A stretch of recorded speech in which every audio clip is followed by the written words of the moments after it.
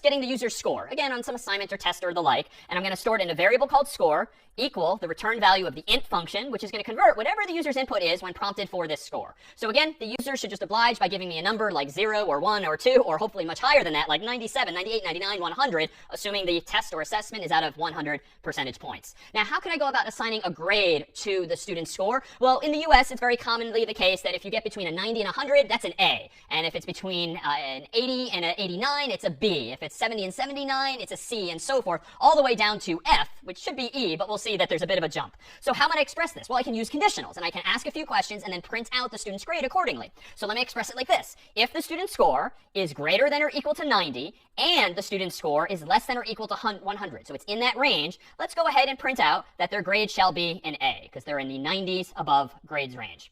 If the score is greater than or equal to 80, and the score is less than or equal to, say, 89. But here I have some options. Logically, I can actually express myself in any number of ways, and maybe just to be a little cleaner, I'm going to say a score is less than 90. So I'm using less than instead of less than or equal to. So I'm making sure that their boundaries between these grades are correct. Then I'm going to go ahead and give the student a B, if it's in the 80s.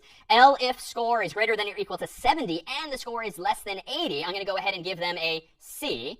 If the score is greater than or equal to 60 and the score is less than 70, I'm going to go ahead and give them a D. And here's where it's a little anomalous, at least in some schools here. Else, I'm going to go ahead and give them an F. So we're skipping E altogether, and we're going to give an F instead for the grade. So that's the catch-all. And I think logically I've gotten this correct, at least based on where I went to school growing up, such that it's going to give an A or a B or a C or a D. Else, it's going to assume that you got an F. Well, let's try just a few of these here. Let's run python of grade.py. My score is, let's start strong, 100. All right, I got an A.